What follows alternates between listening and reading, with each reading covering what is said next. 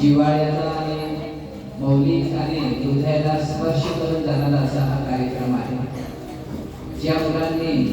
ज्या मुलांसाठी सगळ्या शिक्षकांनी मध्यवर्ती वर्गचार असतील सगळ्यांनी ओतोनात आणि रात्रंदिवस मेहनत केली, लहान असं त्यांना मोठं केलं, त्यांना चालायला शिकवलं, लिहायला वाचायला शिकवलं।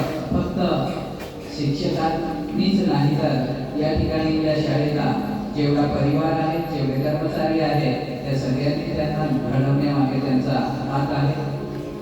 त्या सगळ्यांचं मी अभिनंदन करतो, कारण आज आमच्या मुलांमध्ये त्यांच्या पंखामध्ये एवढं बळ निर्माण झालेलं आहे की जसा एखादा पक्षी घरट्यातून उडण्यासाठी त्याच्या पंखामध्ये बळ येतं आणि ते उडण्याच्या तयारीत असतो, असे आजचे आमच्या विद्यार्थी सगळ्या कर्मचाऱ्यांनी त्यांना भरभरून असं मार्गदर्शन संस्कार दिलेले आहे, ज्ञानाची शिदोरी दिलेली आहे आणि ते या उतुंग अशा आकाशामध्ये उडण्यासाठी ते तयार आहे।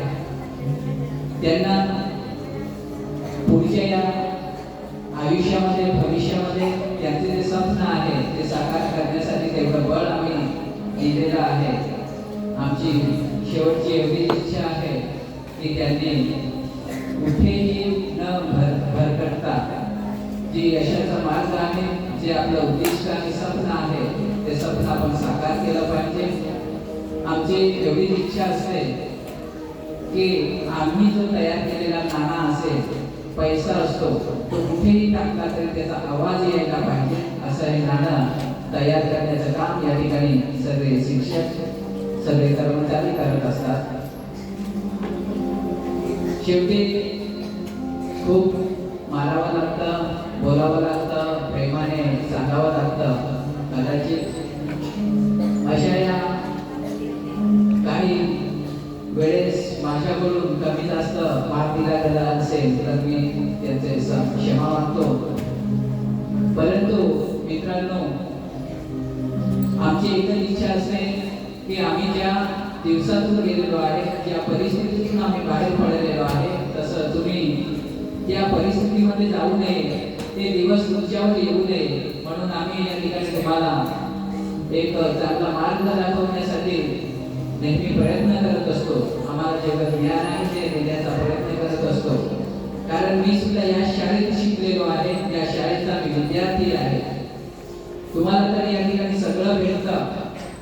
मी तुम्हाला माझं जीवन चरित्र किती एकदा शेअर केलेलं आहे। मी या ठिकाणी विना सवलत होतो, 1 ते 4 मध्ये विना सवलत मध्ये मला या ठिकाणी साधा नाश्ता सुद्धा दिला जायचा नाही। पेन्सिल पाटी वगैरे ते सोडाच, साधा नाश्ता सुद्धा दिला जायचा नाही।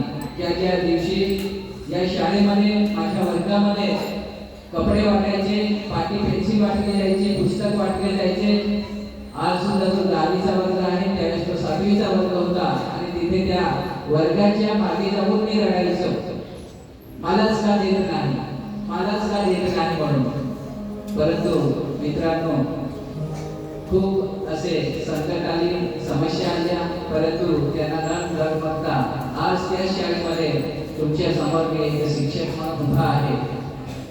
मी जे अनुभव घेतलेले आहे, मी ज्या परिस्थितीमधून गेलेलो आहे, ते परिस्थिती तुमच्यावर येऊ नये यासाठी मी तुम्हाला नेहमी, आमचे शिक्षक कर्मचारी नेहमी तुम्हाला सांगत असतात, कारण त्या अनुभवातून ते गेलेले आहे म्हणून ते तुम्हाला सांगत असतात आणि याच्यापुढे तुम्हाला कोणी सांगणार नाही।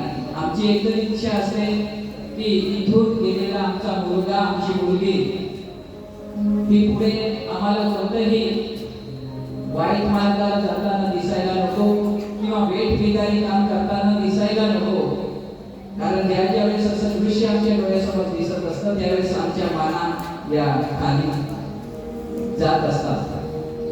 विचार करत असतो की आमच्यामध्ये काय कमी पडले म्हणून आमचे विद्यार्थी आज वेठबिगारी करत आहेत, आमच्यामध्ये काय कमी आहे म्हणून आमचे विद्यार्थी आज वेगळ्या मार्गाने चाललेले आहेत, आमच्यामध्ये काय देण्यासारखं राहून गेलं म्हणून आमचे विद्यार्थी आज वेगळ्या दिशेने चाललेले आहेत। विद्यार्थी मित्रांनो, तुम्हीच आमच्या जीवनाचे भविष्याची पावती आहात.